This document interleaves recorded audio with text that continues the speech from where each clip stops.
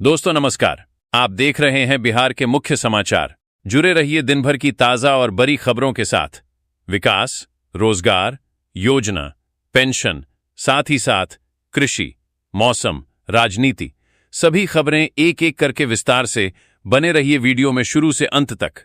आइए देखते हैं बिहार की ताजा समाचार। बिहार सरकार के मंत्रियों ने राज्य के विकास और अनुशासन को लेकर महत्वपूर्ण लक्ष्य साझा किए हैं। ग्रामीण विकास मंत्री श्रवण कुमार ने जीविका दीदियों के लिए 2 लाख रुपए की सहायता राशि 5 किस्तों में देने और स्वरोजगार हेतु 10 लाख रुपए तक की मदद का ऐलान किया है। दूसरी ओर मद्य निषेध मंत्री मदन सहनी ने कफ सिरप बंदी कानून को और अधिक सख्ती से लागू करने के निर्देश दिए हैं। वहीं स्वास्थ्य मंत्री निशांत कुमार ने विभाग में पूर्ण पारदर्शिता और ईमानदारी से कार्य करने की प्रतिबद्धता जताई। ये कदम ग्रामीण अर्थव्यवस्था और सामाजिक सुधार की दिशा में निर्णायक माने जा रहे हैं। जमुई जिले के करीब 60 किसान अब केवल शहद ही नहीं बल्कि मधुमक्खी के पराग पॉलन को बेचकर भी आर्थिक रूप से समृद्ध हो रहे हैं। परंपरागत खेती के साथ मधुमक्खी पालन को अपनाकर इन किसानों की आय में भारी उछाल आया है। पराग के व्यावसायिक उत्पादन से प्रत्येक किसान को प्रति सीजन 1 से 1.5 लाख रुपये तक की अतिरिक्त आमदनी हो रही है। उन्नत तकनीक और बाजार की मांग ने जमुई के इन किसानों को आत्मनिर्भरता की नई राह दिखाई है, जिससे वे अन्य ग्रामीणों के लिए प्रेरणा स्रोत बन गए हैं। पटना बिहार के कुशल श्रमिकों के लिए विदेश में करियर बनाने का बड़ा मौका सामने आया है। इजरायल में 3,500 विभिन्न पदों पर भर्ती की प्रक्रिया शुरू हो गई है, जिसमें चयनित उम्मीदवारों को ₹1.99 लाख प्रतिमाह तक की आकर्षक सैलरी दी जाएगी। ये भर्ती मुख्य रूप से निर्माण क्षेत्र जैसे मेशन, पेंटर, वेल्डर और केयरगिवर जैसे पदों के लिए हो रही है। इच्छुक उम्मीदवार राज्य के श्रम संसाधन विभाग या आधिकारिक रिक्रूटमेंट एजेंसियों के माध्यम से आवेदन कर सकते हैं। बेहतर वेतन के साथ साथ यहां रहने और अन्य सुविधाओं का भी प्रावधान है। बिहार के रोहतास जिले की कैमूर पहाड़ियों में स्थित गुप्ता धाम रहस्य और आस्था का केंद्र है। पौराणिक कथाओं के अनुसार वरदान पाकर अहंकारी हुए भस्मासुर से बचने के लिए भगवान शिव इसी गुफा में छिपे थे। इस गुफा की सबसे बड़ी विशेषता यहां प्रवाहित होने वाली रहस्यमयी अपाताल गंगा है, जिसके स्रोत का आज तक पता नहीं चल पाया है। गुफा के भीतर प्राकृतिक रूप से निर्मित शिवलिंग पर गुफा की छत से निरंतर जल की बूंदें गिरती रहती हैं, जो भक्तों के लिए किसी चमत्कार से कम नहीं है। पटना में आयोजित मंत्रिमंडल शपथ ग्रहण समारोह को लेकर प्रशासन ने सुरक्षा और यातायात प्रबंधन के पुख्ता इंतजाम किए। पूरे गांधी मैदान और आसपास के संवेदनशील इलाकों की निगरानी integrated control and command centre ICCC के माध्यम से की गई, जहां हाई डेफिनिशन कैमरों से हर गतिविधि पर नजर रखी गई।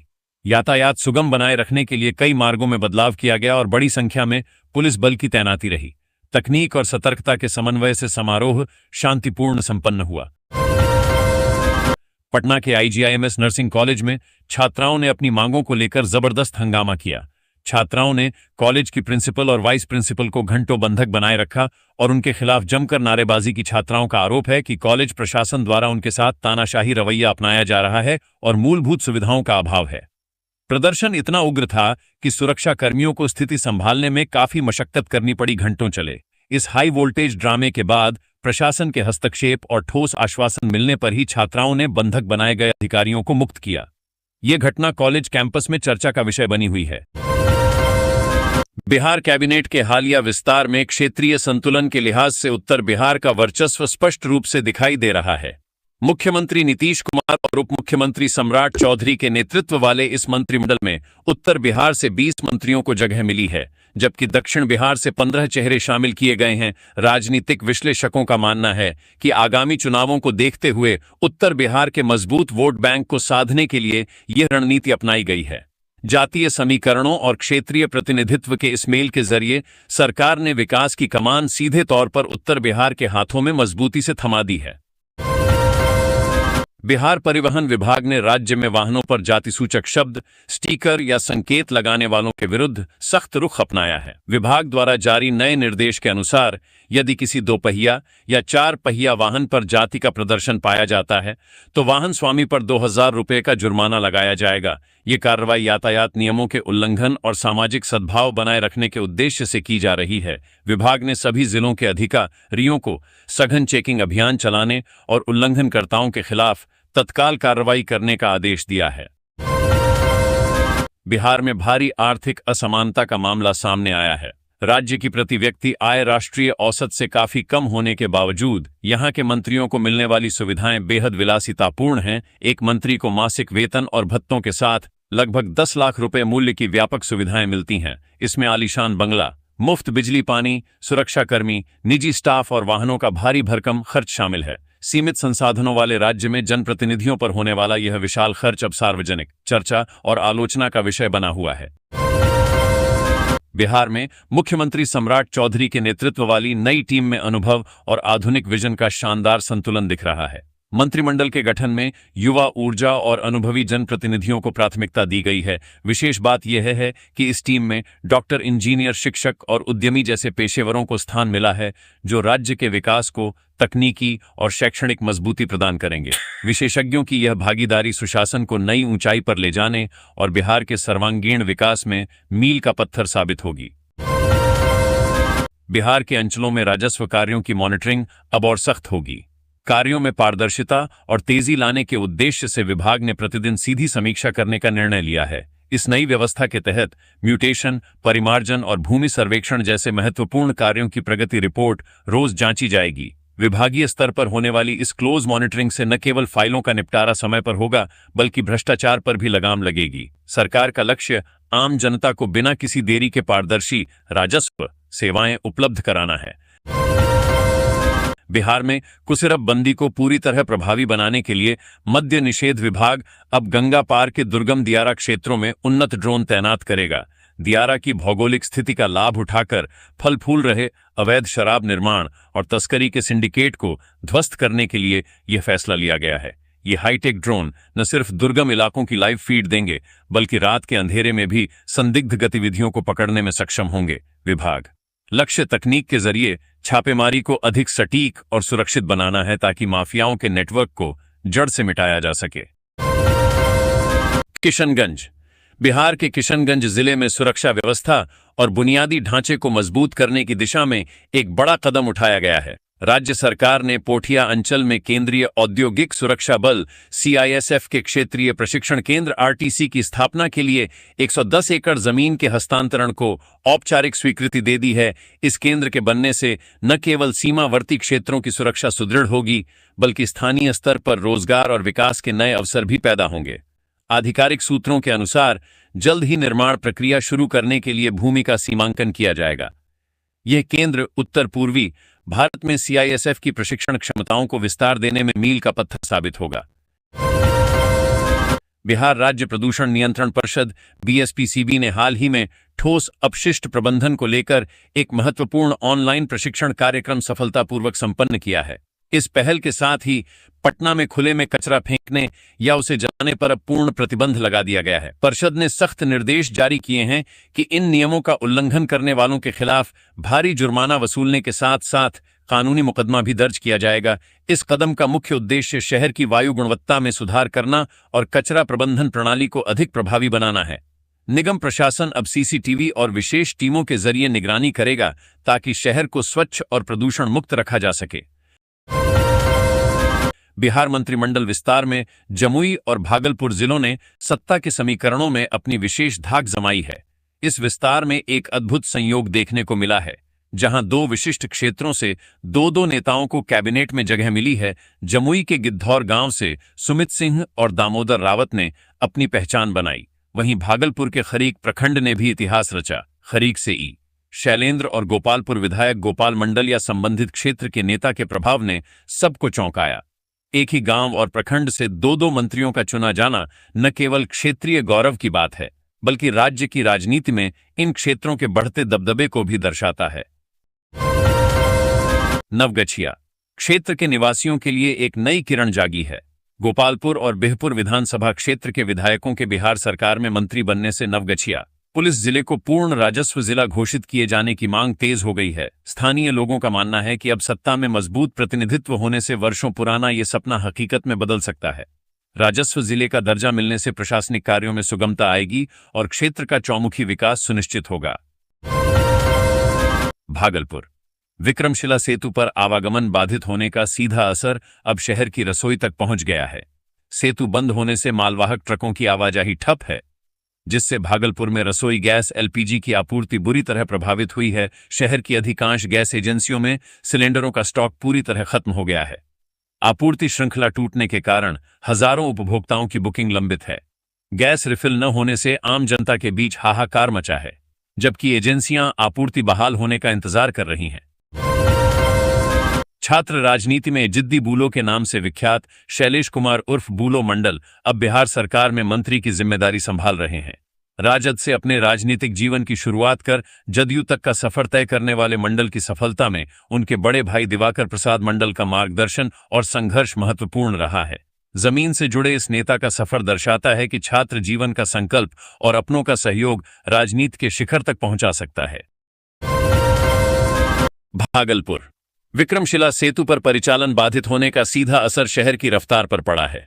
सेतु बंदी के कारण तेल टैंकरों की आवाजाही ठप हो गई है, जिससे भागलपुर में पेट्रोल डीजल का गंभीर संकट खड़ा हो गया है।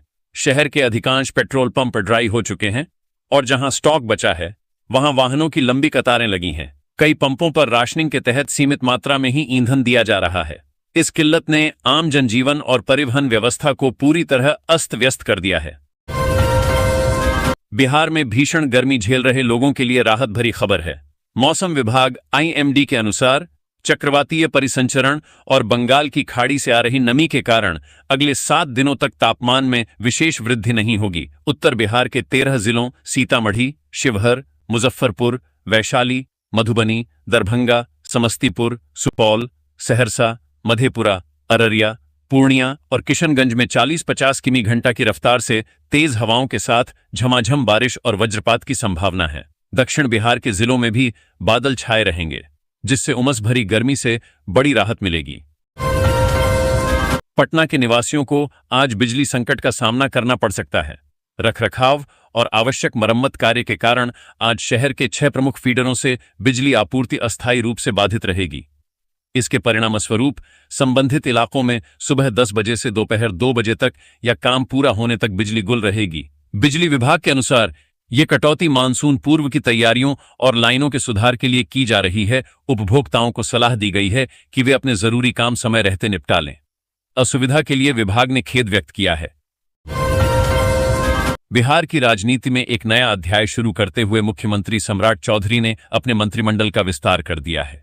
इस नई कैबिनेट में अनुभवी और दिग्गज राजनीतिज्ञों को जगह दी गई है, जिससे शासन में अनुभव और ऊर्जा का संतुलन नजर आ रहा है। विस्तार के दौरान शपथ लेने वाले मंत्रियों में राजनीति के कई धुरंधर खिलाड़ी शामिल हैं, जो जातीय समीकरण और क्षेत्रीय प्रतिनिधित्व को साधने में माहिर माने जाते हैं। इस कदम का मुख्य उद्देश्य राज्य के विकास कार्यों में तेजी लाना और आगामी राजनीतिक चुनौतियों के लिए टीम को मजबूती प्रदान करना है। अब सभी की निगाहें विभाग बंटवारे और इन दिग्गजों के प्रदर्शन पर टिकी हैं। बिहार सरकार के हालिया मंत्रिमंडल विस्तार में दामोदर रावत ने एक बार फिर मंत्री पद की शपथ लेकर नया इतिहास रच दिया है। उन्होंने 5वीं बार मंत्री बनकर जमुई जिले के नाम एक अभूतपूर्व राजनीतिक रिकॉर्ड दर्ज किया है। जदयू के कद्दावर नेता रावत की इस उपलब्धि से उनके समर्थकों और जिले के कार्यकर्ताओं में भारी उत्साह है। एक ही जिले से 5 बार मंत्री पद की शपथ लेना उनकी मजबूत राजनीतिक पकड़ और नेतृत्व क्षमता को दर्शाता है। यह गौरवपूर्ण कीर्तिमान जमुई की राजनीति में लंबे समय तक याद रखा जाएगा। नवगछिया बिहार मंत्रिमंडल के विस्तार ने भागलपुर के नवगछिया उपमंडल में खुशी की लहर दौड़ा दी है। क्षेत्र के 2 कद्दावर नेता बुलो मंडल और इंजीनियर कुमार शैलेंद्र अब नीतीश कैबिनेट का हिस्सा हैं। दिलचस्प बात यह है कि दोनों नेता भले ही अलग अलग विधानसभा क्षेत्रों का प्रतिनिधित्व करते हों, लेकिन दोनों का पैतृक निवास बिहपुर विधानसभा के खरीक प्रखंड में ही है। एक ही प्रखंड से 2 मंत्रियों के चयन ने स्थानीय जनता को गौरवान्वित किया है, जिससे पूरे क्षेत्र में उत्सव का माहौल है। भारतीय रेलवे ने हाल ही में निर्धारित रेल सेक्शन में bogie open bottom rapid rake का सफल परिचालन परीक्षण पूरा किया। ये पहल एनटीपीसी संयंत्रों तक कोयले की निर्बाध और तीव्र आपूर्ति सुनिश्चित करने की दिशा में एक क्रांतिकारी कदम है। इन वैगनों की खास बनावट से कोयले को तेजी से अनलोड किया जा सकेगा, जिससे वैगन टर्न अराउंड टाइम में उल्लेखनीय सुधार होगा। इस सफल परीक्षण से न केवल कोयला परिवहन की क्षमता बढ़ेगी, बल्कि बिजली उत्पादन केंद्रों की परिचालन दक्षता को भी नई गति मिलेगी। मुजफ्फरपुर स्थित तिरहुत प्रमंडल में शिक्षा विभाग ने बड़ी कार्रवाई शुरू की है। विभाग ने 300 से अधिक निजी स्कूलों को रडार पर लिया है, जिन पर फीस, किताबों और स्कूल ड्रेस के नाम पर अभिभावकों से मनमानी वसूली करने का आरोप है। जांच में नियमों का उल्लंघन पाए जाने पर इन स्कूलों के खिलाफ सख्त कदम उठाए जा रहे हैं। अधिकारियों का कहना है कि शिक्षा के व्यवसायीकरण को रोकने के लिए यह अभियान जारी रहेगा। इस कार्रवाई से हड़कंप मच गया है और अभिभावकों ने राहत की सांस ली है। मुख्यमंत्री सम्राट चौधरी के नेतृत्व वाले मंत्रिमंडल विस्तार में गोपालगंज जिले का दबदबा बढ़ा है। जिले को 2 महत्वपूर्ण मंत्री पद मिले हैं। भाजपा के कद्दावर नेता और विधायक मिथिलेश तिवारी ने पहली बार मंत्री पद की शपथ लेकर अपनी राजनीतिक पकड़ को साबित किया है। वहीं जदयू के वरिष्ठ विधायक सुनील कुमार पर पार्टी ने एक बार फिर भरोसा जताते हुए उन्हें तीसरी बार मंत्रिमंडल में शामिल किया है। इस विस्तार से जिले के कार्यकर्ताओं में भारी लगभग 25 वर्ष पूर्व निर्मित विक्रमशिला सेतु के अचानक ध्वस्त होने की घटना ने प्रदेश की बुनियादी ढांचागत सुरक्षा और निर्माण गुणवत्ता पर गंभीर सवाल खड़े कर दिए हैं। स्थानीय लोगों और विशेषज्ञों का मानना है कि महज 2.5 दशक में पुल का गिरना घटिया सामग्री के इस्तेमाल और रखरखाव की भारी अनदेखी को दर्शाता है। यह हादसा न केवल प्रशासनिक लापरवाही को उजागर करता है, बल्कि आधुनिक इंजीनियरिंग के दावों की पोल भी खोलता है। फिलहाल उच्च स्तरीय जांच की मांग तेज हो गई है। बिहार सरकार ने राज्य में रोजगार के अवसरों को बढ़ावा देने के लिए कमर कस ली है। सरकार ने वर्ष 2025-30 के लिए एक वृहद रोजगार सृजन योजना बनाने का लक्ष्य रखा है। इसके तहत सभी संबंधित विभागों से रिक्तियों और नए अवसरों की जानकारी मांगी गई है। इसी कड़ी में भवन निर्माण विभाग को विशेष निर्देश देते हुए 1 सप्ताह के भीतर विस्तृत रिपोर्ट सौंपने को कहा गया है। इस पहल का उद्देश्य युवाओं के लिए स्थायी और प्रभावी ब्लूप्रिंट तैयार करना है। बिहार में ई-कल्याण पोर्टल पर डिजिटल जीवन प्रमाण पत्र लाइफ सर्टिफिकेट जमा न करने के कारण लाखों बुजुर्गों, विधवाओं और दिव्यांगों की पेंशन रुक गई है। विभाग द्वारा बार बार दी गई चेतावनी के बावजूद बड़ी संख्या में लाभार्थियों ने सत्यापन नहीं कराया, जिसके चलते बैंक खातों में राशि का हस्तांतरण रोक दिया गया है। ग्रामीण इलाकों में तकनीकी जानकारी के अभाव और सर्वर की समस्याओं ने इस परेशानी को और बढ़ा दिया है। अधिकारियों ने स्पष्ट किया है कि जब तक बायोमेट्रिक प्रमाणीकरण पूरा नहीं होगा, पेंशन की राशि जारी नहीं की जाएगी। लाभार्थियों से जल्द नजदीकी सीएससी केंद्र या बैंक में सत्यापन कराने की अपील की गई है। राष्ट्रपति भवन में आयोजित हालिया भोज में भारत की सांस्कृतिक और स्वाद विविधता का अनूठा संगम देखने को मिला। इस खास अवसर पर बिहार के व्यंजनों ने मुख्य आकर्षण बटोरा। मेहमानों को गया का प्रसिद्ध तिलकुट, मिथिला का पौष्टिक मखाना और सिलाव का कुरकुरा खाजा परोसा गया। इन पारंपरिक स्वादों के माध्यम से न केवल बिहार की विरासत को सम्मान मिला, बल्कि देश की समृद्ध खाद्य विविधता को भी वैश्विक मंच मिला।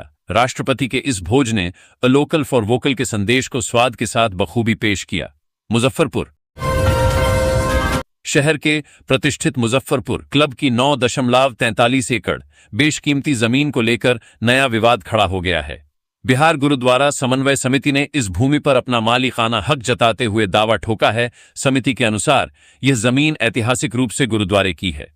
इस दावे के बाद जिला प्रशासन और संबंधित विभागों में हलचल तेज हो गई है। समिति ने इस संबंध में साक्ष्य प्रस्तुत करने की बात कही है, जबकि क्लब प्रबंधन और स्थानीय प्रशासन दस्तावेजों की जांच में जुट गया है। बक्सर में जनेश्वर मिश्र पुल को 4 लेन 922 से जोड़ने वाली नई सड़क परियोजना ने रफ्तार पकड़ ली है। 386.77 करोड़ रुपए की लागत से बनने वाली यह 13 किमी लंबी सड़क जिले की यातायात व्यवस्था को नई दिशा देगी। इस महत्वपूर्ण लिंक रोड के निर्माण से न केवल शहर में जाम की समस्या कम होगी, बल्कि पूर्वांचल एक्सप्रेसवे और पटना बक्सर 4 लेन के बीच सीधा संपर्क स्थापित होगा। फिलहाल भूमि अधिग्रहण और तकनीकी प्रक्रियाओं को तेजी से पूरा किया जा रहा है ताकि क्षेत्र के आर्थिक विकास को गति मिल सके। छपरा सदर अस्पताल प्रशासन ने मेडिकल लीव प्रमाण पत्र जारी करने की प्रक्रिया में पारदर्शिता लाने के लिए नई मानक संचालन प्रक्रिया एसओपी लागू की है। अब बिना गहन जांच और संबंधित डॉक्टर की पुष्टि के मेडिकल सर्टिफिकेट जारी नहीं किए जाएंगे। अस्पताल प्रबंधन के अनुसार फर्जी प्रमाण पत्रों के बढ़ते मामलों को देखते हुए यह कदम उठाया गया है। नई व्यवस्था के तहत सभी रिकॉर्ड्स को डिजिटल रूप में सुरक्षित रखा जाएगा। यदि कोई प्रमाण पत्र फर्जी पाया जाता है तो संबंधित व्यक्ति और संलिप्त कर्मियों पर कठोर कानूनी कार्रवाई की जाएगी। इस पहल का उद्देश्य व्यवस्था को जवाबदेह बनाना है। बिहार के मोकामा से एक बड़ी खबर सामने आई है, जहां पुलिस ने अंतर्राज्यीय नोट डबलिंग सिंडिकेट का भंडाफोड़ किया है।